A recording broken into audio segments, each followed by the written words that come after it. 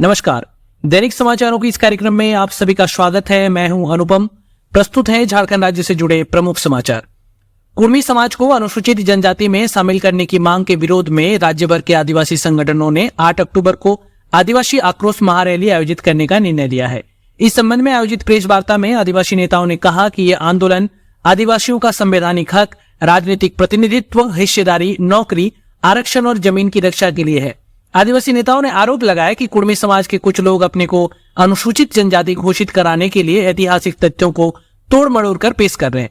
आदिवासी प्रतिनिधियों ने कहा कि कुर्मी समाज द्वारा फर्जी इतिहास और सभ्यता गढ़ने का प्रयास किया जा रहा है, जो मूल आदिवासी समुदायों के अधिकारों पर अतिक्रमण है।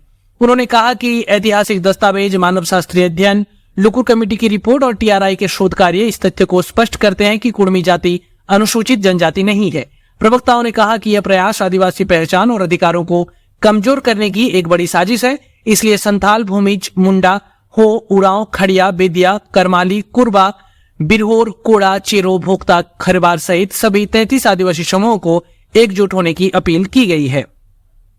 जमशेदपुर शहर के आदित्यपुर में पुलिस को एक बड़ी कामयाबी हाथ लगी है। पुलिस ने भारी मात्रा में ब्राउन शुगर के साथ 3 आरोपियों को गिरफ्तार किया है। एसपी ने बताया कि नशे का कारोबार करने वालों के खिलाफ अभियान जारी रहेगा। दरअसल जमशेदपुर से सटे सरायकेला खरसवां जिला के आदित्यपुर क्षेत्र में पुलिस गुप्त सूचना के आधार पर छापामारी कर नशे का कारोबार करने वाले के खिलाफ इस कार्रवाई को अंजाम दिया है।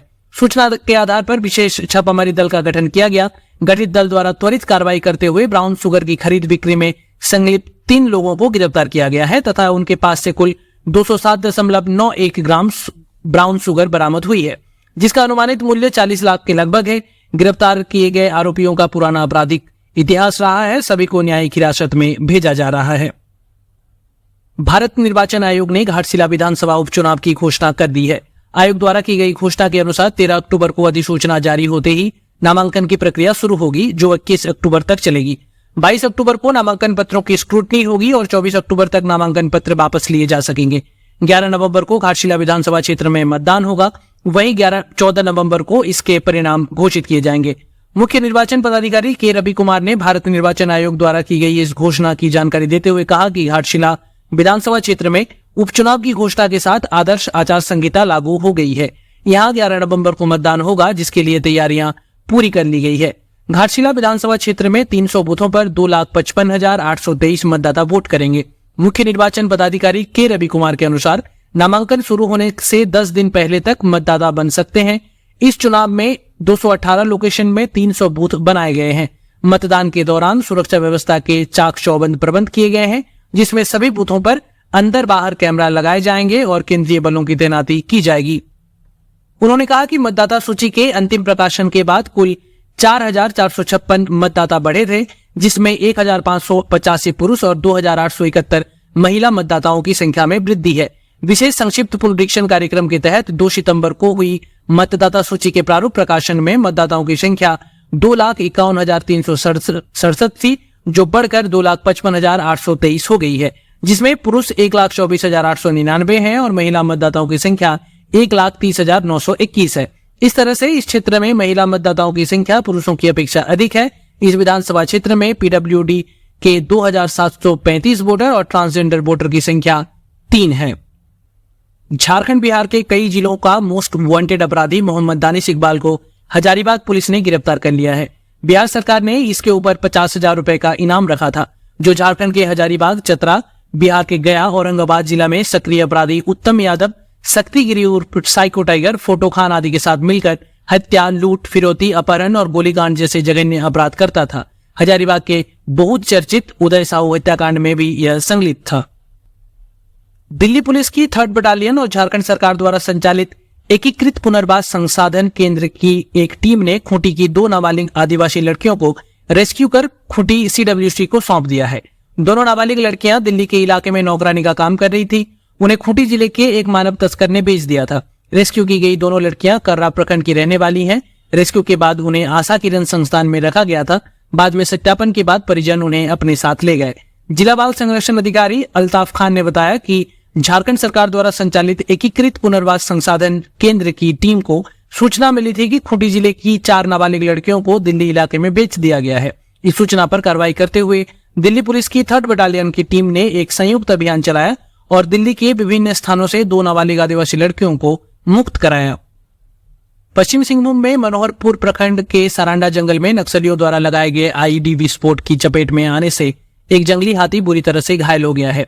यह विस्फोट इतना जबरदस्त था कि हाथी के आगे के दाहिने पैर की उंगलियां उड़ गई हैं। घटना के बाद इलाके में वन विभाग और पुलिस दोनों सतर्क हो गए हैं। इस घटना की सूचना मिलते ही वन विभाग की टीम और पशु चिकित्सक मौके पर पहुंचे। घने जंगल और खराब रास्तों के कारण हाथी तक पहुंचने में उन्हें करीब 4 घंटे लग गए। डॉक्टरों ने मौके पर ही हाथी का प्राथमिक इलाज शुरू कर दिया। केले में दवा मिलाकर उसे खिलाया गया है। पशु चिकित्सक डॉक्टर संजय कुमार ने बताया कि हाथी को एंटीबायोटिक, दर्द निवारक और सूजन कम करने की दवाएं दी गई है। उन्होंने कहा कि चोट काफी गंभीर है और यह किसी भारी धमाके का नतीजा लगती है। डॉक्टर कुमार ने बताया कि टीम हाथी को ऐसी सुरक्षित जगह ले जाने का प्रयास कर रही है जहां उसका बेहतर और निरंतर इलाज हो सके। कोडरमा जिले में 1 सितंबर को निलंबित पुलिस जवान मंसूर द्वारा आत्महत्या किए जाने के मामले में पुलिस विभाग द्वारा कार्रवाई की गई है, जिसमें थाना प्रभारी, एएसआई और पिकेट प्रभारी शामिल हैं। आत्महत्या को लेकर मृतक की पत्नी जैनब बीबी के द्वारा लिखित शिकायत के आधार पर चंदवारा थाना में जयनगर थाना प्रभारी बबलू सिंह, डोमचाच थाना प्रभारी ओम प्रकाश यादव, जयनगर थाना में पदस्थापित एएसआई अरविंद हासदा तथा सभी क्रिकेट प्रभारी रमेश मरांडी पर मामला दर्ज किया गया है। इन लोगों पर निलंबित सिपाही मंसूर आलम को आत्महत्या के लिए उत्प्रेरित करने को लेकर मामला दर्ज किया गया है। बता दें कि आत्महत्या के पूर्व मृतक सिपाही मंसूर आलम ने एक वीडियो जारी कर जयनगर थाना प्रभारी बबलू सिंह, डोमचाच थाना प्रभारी ओम प्रकाश यादव सहित जयनगर थाना में पदस्थापित एएसआई अरविंद हासदा और सभी क्रिकेट प्रभारी रमेश मरांडी पर गलत आरोपों के तहत उन्हें निलंबित करवाए जाने का आरोप लगाया गया था। मृतक की पत्नी ने आरोप लगाया था कि उनके पति का वेतन बंद है, जबकि निलंबन के दौरान उन्हें आधा वेतन मिलना चाहिए था।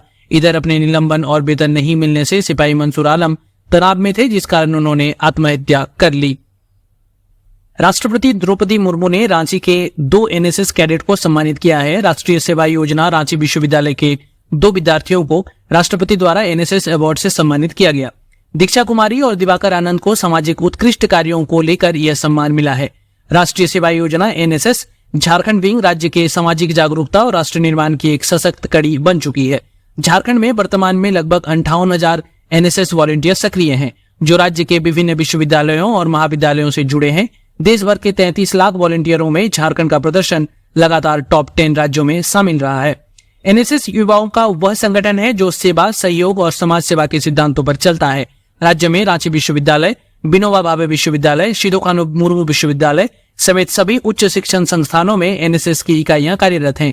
केवल रांची में ही 102 इकाइयों में 10,000 से अधिक वॉलंटियर काम कर रहे हैं। प्रत्येक इकाई में लगभग 100 छात्र छात्राएं समाज हित के कार्यों से जुड़ते हैं। हजारीबाग सीमा सुरक्षा बल प्रशिक्षण केंद्र की वजह से हजारीबाग की देश भर में अलग पहचान है। यहाँ विदेशों से भी आकर सुरक्षाकर्मी प्रशिक्षण लेते हैं। इसी कड़ी में 347 नव आरक्षक अपना प्रशिक्षण पूरा कर दीक्षांत परेड में शामिल हुए। ये जवान देश सुरक्षा में अपना महत्वपूर्ण योगदान देंगे। भव्य पारंपरिक और सांस्कृतिक कार्यक्रम के साथ बीएसएफ के बैंड की धुन ने देशभक्ति का माहौल कर दिया। भारत माता की जयकारे के साथ नव आरक्षकों ने देश की अखंडता, एकता के लिए तिरंगे झंडे के नीचे शपथ ली। इस अवसर पर जवानों के माता पिता समेत हजारीबाग के कई गणमान्य लोग भी उपस्थित रहे और सभी ने परेड का लुत्फ उठाया। इस मौके पर महानिरीक्षक ने नव आरक्षकों को बधाई देते हुए कहा कि दीक्षांत परेड के बाद औपचारिक तौर पर सीमा सुरक्षा बल, जो भारत की प्रथम रक्षा पंक्ति है, उसके सदस्य बन गए हैं। इन्होंने सभी को कठोर प्रशिक्षण के लिए शुभकामनाएं दी। ये थे झारखंड राज्य से जुड़े प्रमुख समाचार। आप ये जानकारी हमारे यूट्यूब चैनल अनुपम क्रिएशन से सुन रहे हैं। आप हमें कमेंट पर बताएं कि आप ये जानकारी कौन से जिले से सुन रहे हैं। अगर आप चैनल पे नए हैं तो कृपया हमारे चैनल को लाइक और सब्सक्राइब करें तथा वीडियोस को ज्यादा से ज्यादा शेयर करें। धन्यवाद।